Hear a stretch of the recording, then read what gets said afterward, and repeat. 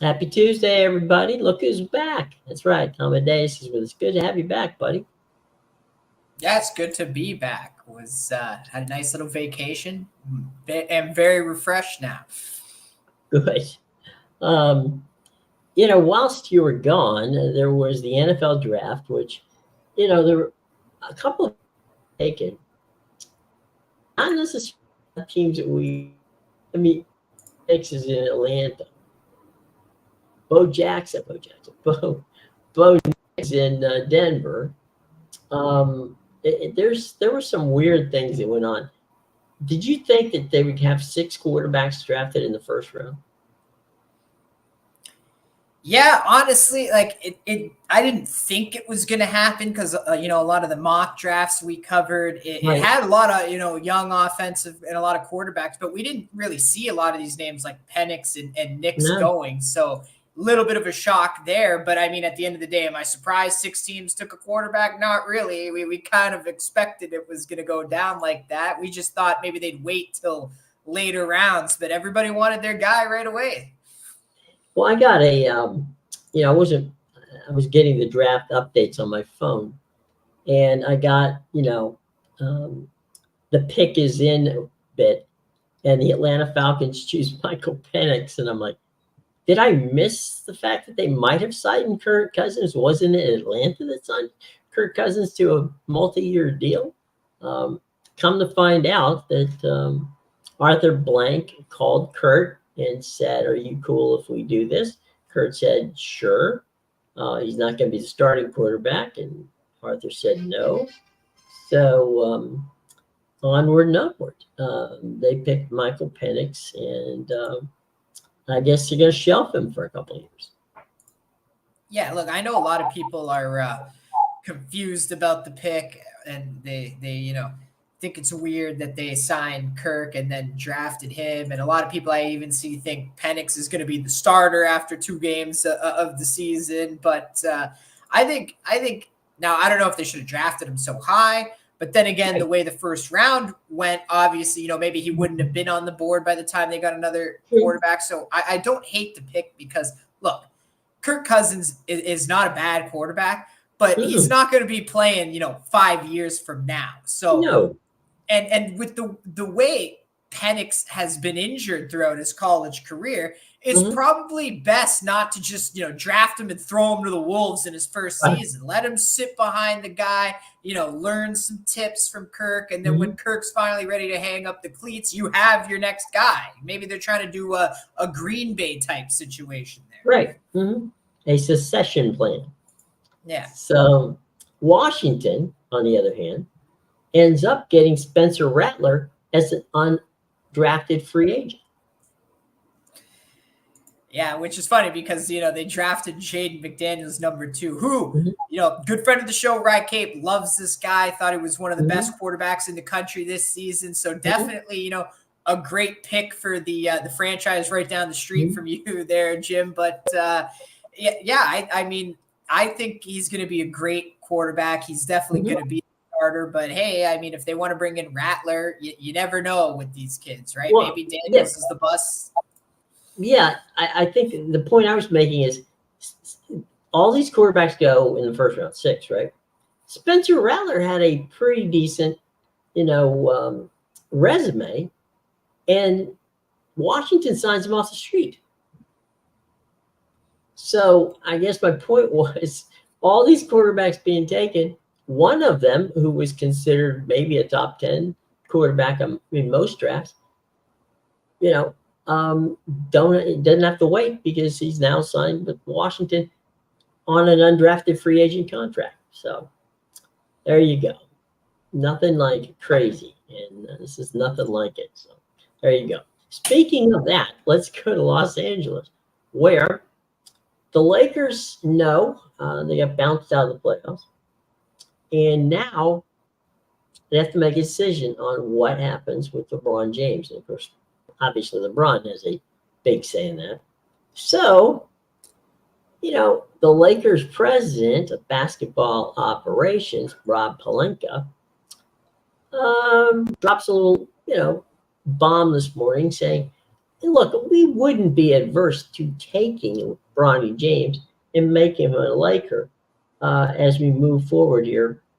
Uh, I don't think they have to do anything to entice LeBron to stay in Los Angeles, but adding Bronny to the team, um, I don't know whether that's going to get him to play more or, we know his dream was to play on the same team with his son. It'll be interesting to see how that works out. Yeah, I almost feel bad for Bronny just because Yeah. like really it's easy to tell he's kind of being used Mhm. here for his father's dream, and then once you play the one season with your father, what happens to his career once LeBron retires? I feel bad Right. for the kid because he's going to skip out on a college career after 1 year, and you're not going to have much to go for. You're going to get onto a team because it's where your dad is.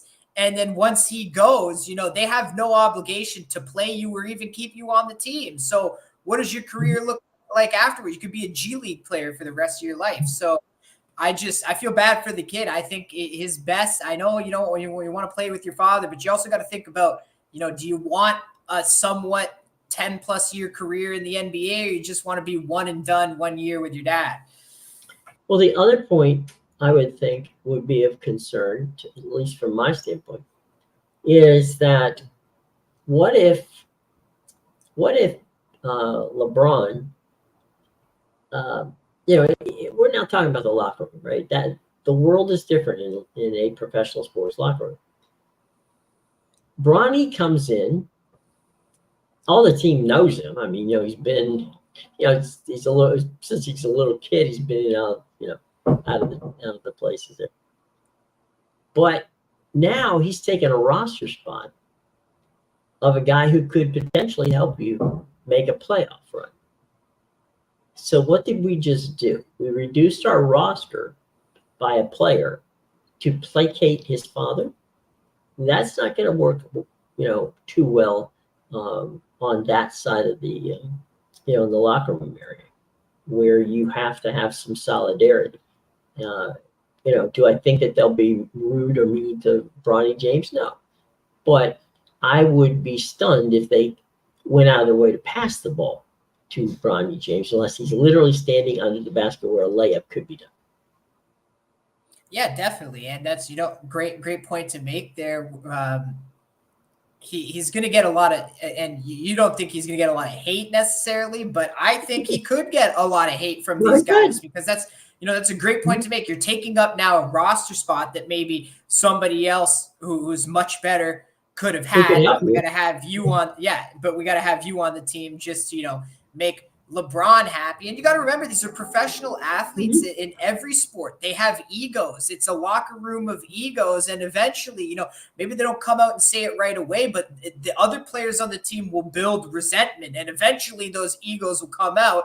And that's when all of a sudden you get this disaster locker room where you find out after the season's over, oh, well, everybody hated each other and half the teams getting traded this offseason anyway. So, obviously they weren't going to win that series. Yeah, and the other part to that equation is you've got, and we've seen this happen before. When Kevin Durant went to, the Warriors, right? You figure, all right, great, we get KD, he's a wonderful player, good guy. There were people in the locker room at Golden State for the first month or so not necessarily happy that KD gets in there, because from that standpoint, they're thinking, all right, we now have two scoring guys. We got Steph, we got KD. How do we keep them happy? There's not enough basketballs to keep those two guys happy. And so, the chemistry of the team was affected early on, and they began to build and do well. But this is happening with superstars, let alone kids you pull, out of college and have it. I mean, it's not like Bronny had a stellar 1 year at USC. So, I think his dad's putting him in a very precarious situation. If I'm Bronny, I'm going, you know what, Dad, you want to stay with the Lakers? Fine. I've decided I'm going back to SC and hopefully refine my game. Now, whether he does that or not, I have no idea. Just for the record, LeBron's dad, Jelly Bean, who played for Philadelphia, played for 5 years in Italy, which is where, for all intents and purposes, LeBron grew up. So playing overseas is not necessarily out of the question either for Bronny. Maybe LeBron looks at it and says, you know what, it'd be kind of fun if you go over and play in the in the international league over there and have some fun there. And it'll be fun to see it. So I don't know what's going to happen, but it's going to happen. Not necessarily soon, though. All right. Travis Kelce becomes the highest paid tight end in his new deal with the Chiefs. Let's see. Shohei Ohtani, Anthony Rizzo, and the Mariners ace Ben Verlander are measured players of the week. Let's see. Jamal Murray overcomes cap injury, scores 32 points. We already said that the Nuggets beat the Lakers to get rid of them. In hockey, Florida just rolls past Tampa Bay to move on to the next round. So there's a lot of things moving on here in this situation, and that's a good thing. Let's talk a little bit from your side on hockey about the what's going on in the Premier League. Sorry, for did you say soccer? Yeah, from Premier League. Okay, yeah, sorry. It broke up a bit. I missed what you said. Yeah, sorry. The Premier League, we're getting down. This is it. I believe there's four matches left. Let me double check the specifics on that. I just need to find my Premier League tab here.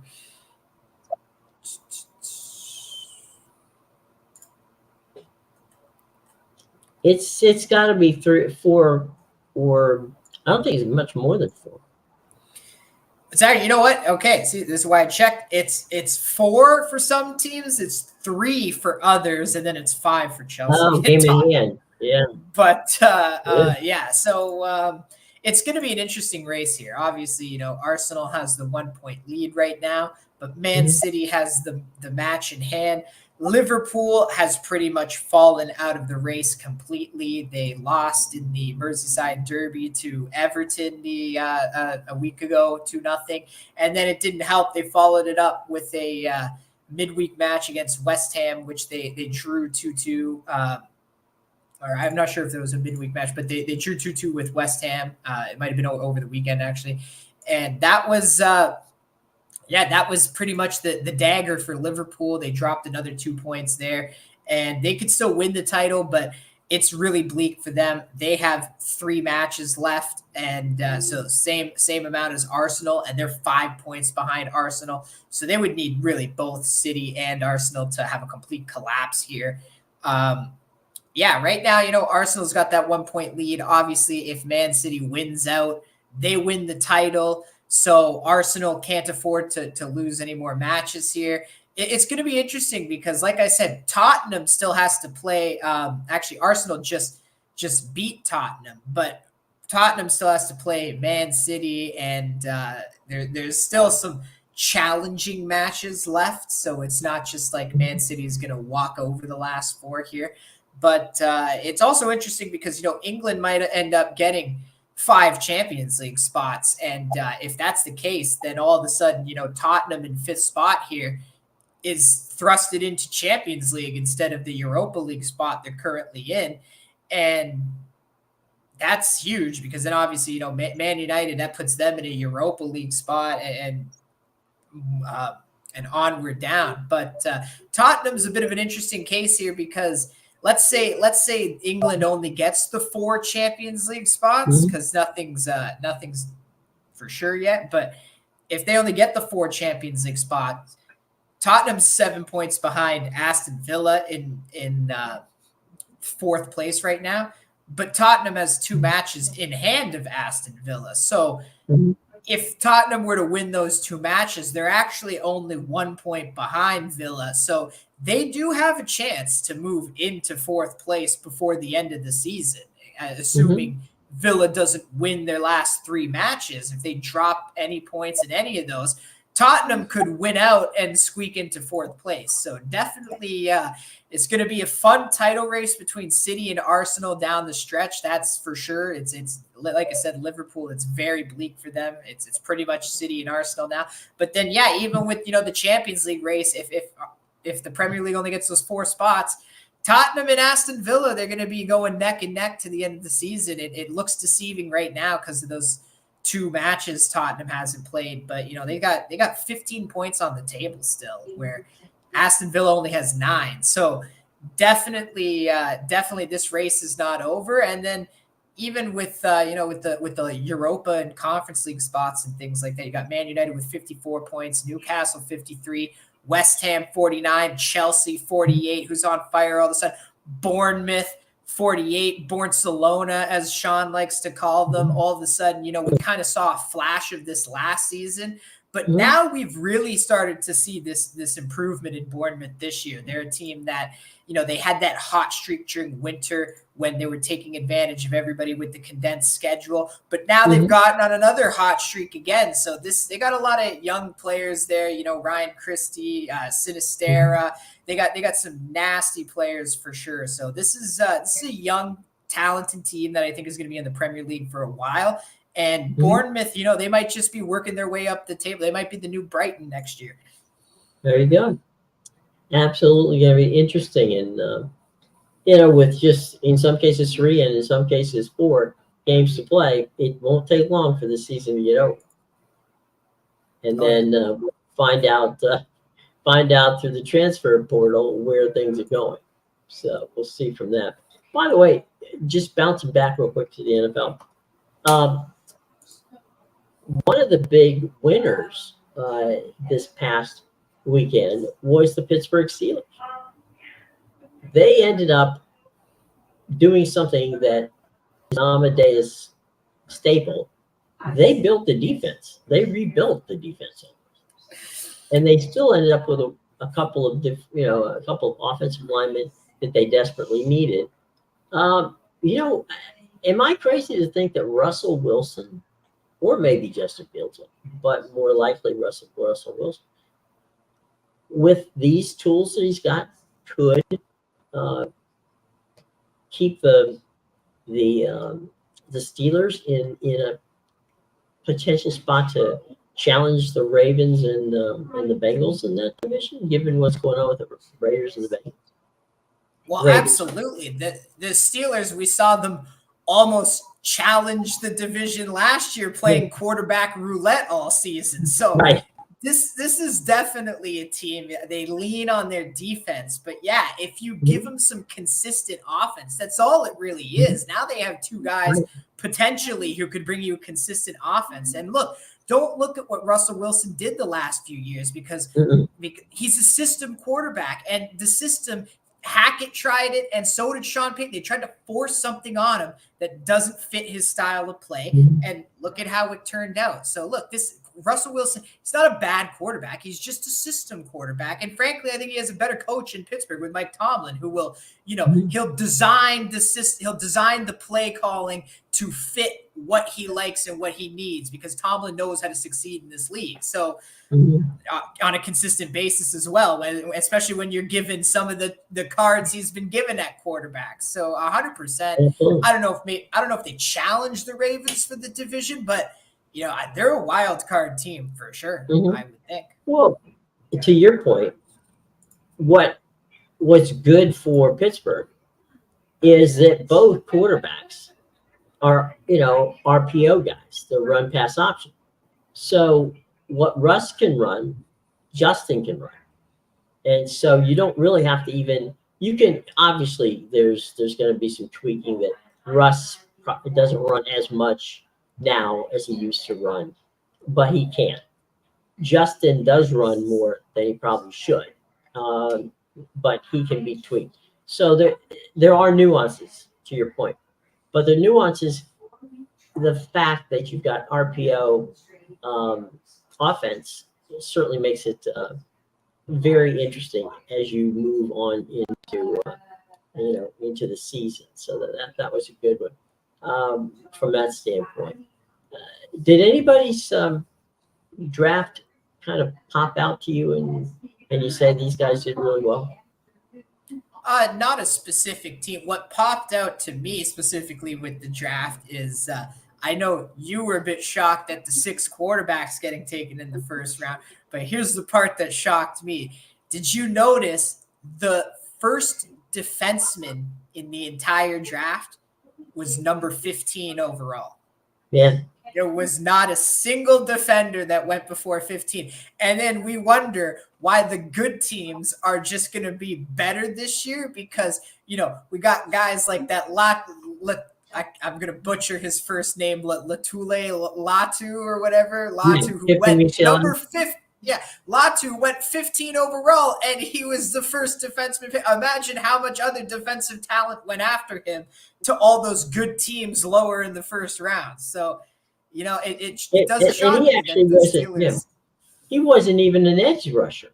They got him down as an edge rusher. In college, under Chip Kelly, he was an inside linebacker. So, I don't know what they're going to do with him. I say that because he's an incredibly talented athlete. So if they want to play him outside, they can play him outside. He can play outside.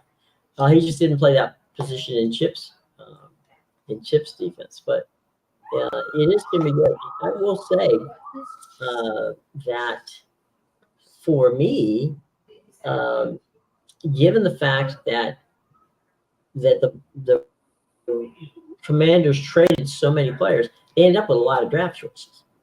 And they didn't miss on, I don't think, any of them. All those kids they drafted are kids who will play, and most of them will play soon. So I think they had a good draft. And Baker and the boys, they didn't have a bad draft. We talked about Pittsburgh not having a bad draft. I don't know how to grade Philadelphia because they did get defense because they need it. They got a couple of corners and safety. Again, they need it. But, it's hard for me to do that. Ezekiel's back in Dallas, so, he didn't leave town. It's like the Cowboys are trying to do everything they can to not win a Super Bowl again. Yeah. It's like, it's crazy. Like you got rid of him because Pollard took the job, and now we're going to bring him back. Yeah, I don't know what. I mean, the only time I thought he was coming back is to be inducted into the Ring of Honor. I did not think he was going back to actually play. Or retire as a Cowboy, right? Do the little one-day contract. Let me get the hell out of here. Let me go back to the beach in Cabo where I was training all those years ago when I wanted my huge contract. Yeah, I mean, you might as well just call Emmitt Smith up and see if he's got some time. You know what? There's a ton of ex-Cowboys who think they could still be in the league. Like Des Bryant is still looking for a team out there. You got I know there's no Terrell Owens is still trying to convince the Cowboys I can play at 50. I'm in the best shape that I've ever been in my entire life. Which he's in great shape, but again, he's still a little more fragile at that age. Well, let's put it this way: if you needed somebody to catch a pass, that'd be a guy. If you need to play a whole game and catch passes, that would not be a guy. So could he run a couple of routes? Yeah, probably could. Like if you're going to sign him as a Deshaun Jackson, right? You let him run the deep route a few times in the game. You never throw the ball. And then the one time he's not covered, you hit him for the 80-yard touchdown pass. And everybody's like, Deshaun Jackson's on this team? I didn't even know he was in the league. Yeah, where'd he come from? So yeah, he's kind of like the OBJ, right? He'll be there first couple of weeks, everybody's eyeballs pop out. The last weeks, as they get closer to making the playoffs, he goes to, you can't find him. He's in the witness relocation program. So, yeah, it's kind of a bizarre situation, to say the least. Let's see. NBA stuff. Denver looks like Denver. I mean, they look like they could once again be tough to beat in the NBA Finals. Yeah, honestly, it's kind of hard to gauge the NBA playoffs right now because let's be real, these round one series were absolute jokes. Like the Lakers got their one token game that after losing 11 straight to the Nuggets just because we couldn't have them get swept again. Like we saw how that worked out last night. And even some of these other teams, the Thunder swept, the Timberwolves swept. Those are the three best teams in the Western Conference. Like we knew they were going to be on to the next round. So it's hard to gauge when they just disposed of them so quickly. It's only the Clippers and the Mavericks which can't put a finger on for that second round right now. Yeah, it's funny too because I'm around a lot of Knicks fans, and they're terrified that, oh my God, what happens if Philly beats us and then forces the seventh game, and we've been down this road before, and it's like, okay, boys, the last time they won a championship was back in 1969. But the Knicks won, and the last time the Rangers won, and they did away with the caps in 4 easy lessons. It was 1994. So it's been a while since the teams that call Madison Square Garden home have been in the winner's circle. So we'll have to see how that, if this year everybody's in a New York state of mind. We'll have to see how that goes. But a lot of stuff going on there. And tell you what, we are there any games this afternoon that we should be paying attention to on the soccer side? Yeah, we got the Champions League semifinal first legs kicking off. We can touch on these. So the first semifinal, the first leg of the first semifinal is today. We have Bayern Munich versus Real Madrid at 3:00. So that'll be a very exciting one. Today's the first leg, and then I believe they play the second leg next week, and the winner moves on to the final. Which the final's always at a neutral site. I forget where it is this year, but it's probably somewhere in the Middle East. I believe they had I think they had the last one. Did they have it in Paris? Because I know they've been doing a lot of the Super Cups in Saudi Arabia. I'll have to check where the Champions League final is anyway. Don't quote me on anything yet. But then, tomorrow for the Champions League, we have, so again, the first leg of the second semifinal game. Borussia Dortmund is hosting the boys of PSG, our buddy Mbappe there. One last hurrah with Paris for the Champions League title. You asked me what I thought would be a shock, and I said if they ran the table, well, getting Dortmund instead of Real Madrid or Bayern is definitely the more favorable matchup in this semifinal. So who knows? Maybe we see PSG in the final after these 2 legs. It's quite possible. All right, let's wrap things up here. We'll take a quick look at what's on television tonight. Obviously, ESPN has college baseball for reasons that I have no idea why. West Virginia, Pittsburgh, that's their college baseball game tonight. Over on TNT, it's Game 5. We talked about it earlier. 76ers at the Garden face the Knicks. That's a very important Game 5 at this point. On ESPN proper, it's 7. I had ESPN2 on baseball. ESPN proper, it's the Maple Leafs at Boston at TD Garden. That's a Game 5 game. That's puck drop at 7. Stanley Cup playoffs on TBS, streaming on Max. If necessary, New York Islanders, Carolina Hurricanes. That is a 7:30 game. CONCACAF Championship tonight at 9 o'clock on Fox Sports 1. Is it Pachuca and Club America? And then the late game, Phoenix and Minnesota. Wait a minute. Are they playing? Phoenix, Minnesota? No. They finished that series. Yeah, that was most likely an if necessary game. Yeah. Now, Game 5 of the Stanley Cup between Winnipeg, and Colorado being played at Winnipeg, and Nashville and Vancouver game 5. That game will be played in the Rogers Arena in Vancouver. So if you and obviously the whole slate of baseball, check your regional sports networks for the time and the place for that.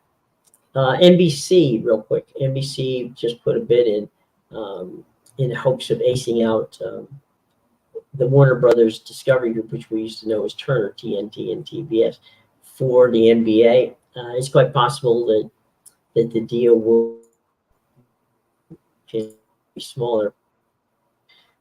The lion's share of the games look like they're going to ESPN, ABC, and also Amazon. So whoever gets that third package and even the potential of a fourth package, we'll see. But it'll be for up around $75 million per team. So, that's going to take a large checkbook. Meanwhile, taking a large checkbook, Amedeus, tell us about what we got to look forward to tonight in your picks in the show box.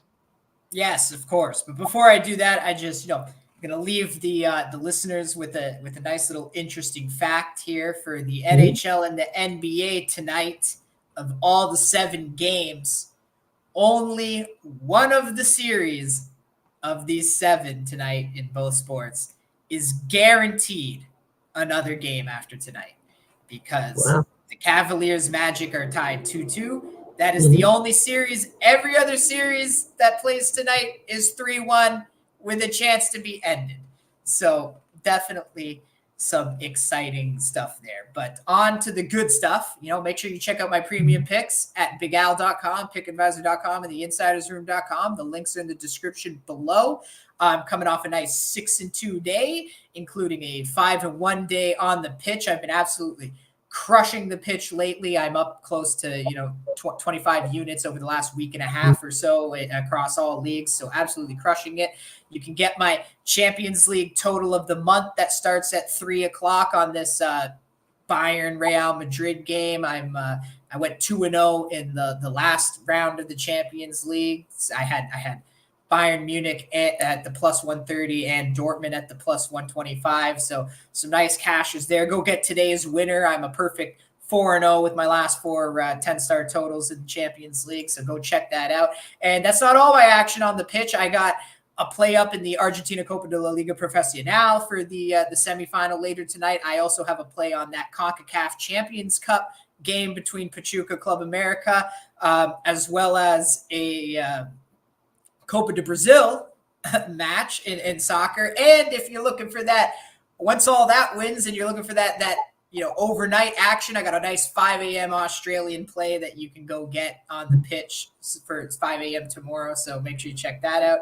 And then I also have 3 plays in the NBA tonight, 1 on each game. If you want to know who I think is going to, win tonight's games, go check that out. I was on the Thunder last night. I'm coming off a 1-0 NBA day. So make sure you check all that out. There you go. And Noel Martin, I should say, sorry. Ask us how we're doing. Noel, we're fine. Thank you very much for asking. Hope you're well hope you are as well. Okay, that one didn't come out right, but hey, it's the thought that counts. All right, buddy. Good to have you back. We will be back around the same time tomorrow. It's around 2:05-ish. And we'll have plenty to talk about. So thank you for joining us. And we are out of here for today. Take care, everybody.